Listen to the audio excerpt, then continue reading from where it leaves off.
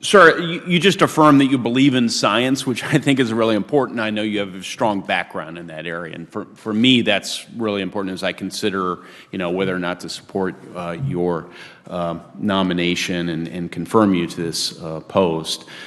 USMCA, as you indicated, opens up all kinds of possibilities for our ag tech, including gene editing.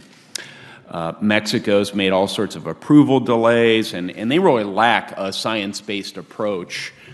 At least they don't fulfill the expectations of my ag producers and my constituents. And this, of course, hurts our own ag community, so I'm glad you're making that a top priority.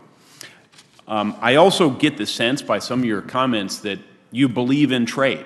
And to me, that's pretty fundamental in light of the position that you've been nominated for. Trade benefits consumers, our ag producers, our rural communities, and really it furthers our national security as well. Do you agree with my last statement? Yeah, absolutely. I believe that national security and food security and trade are probably more closely aligned right now than they have been in my 30-year career, and maybe in an unprecedented manner. I am highly refreshed to hear that. I've held some hearings on this topic in the past, something I'm very interested in because it is indeed so important.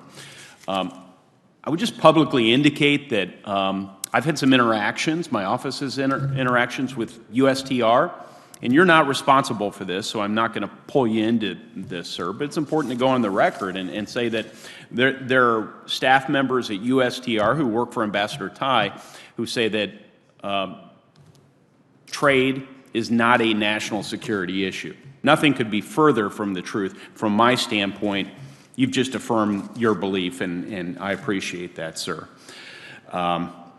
Along those lines, I think it's also important to understand that the administration, at least so far, has indicated they're not going to be pursuing free trade agreements, that is market access, or looking to renew trade promotion authority that would give them the opportunity to negotiate new free trade agreements. That undermines our national security, in my view, and we need to change that policy.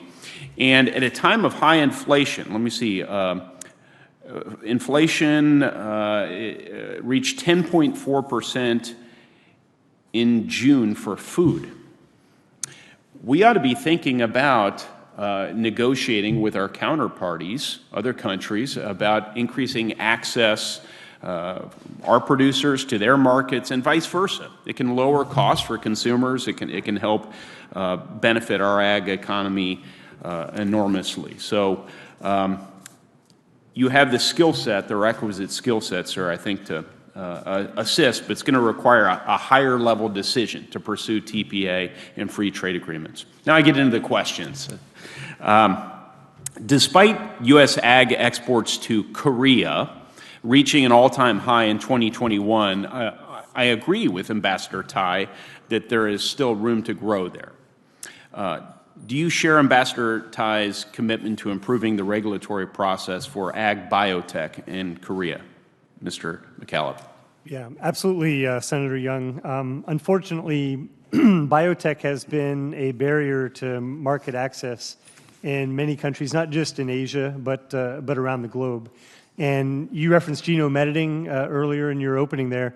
This is a time to have that conversation because what is happening with genome editing and the way it's being utilized essentially mimics what could be done in breeding in a greenhouse.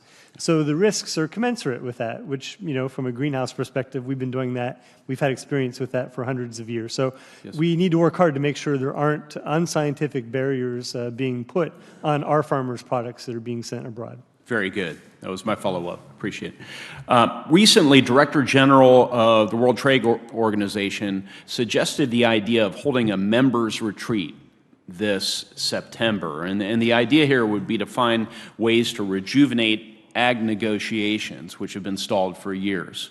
If confirmed, and should the U.S. be involved in the retreat, what do you believe are the main priorities for the United States with respect to the WTO's food security challenges? Yes.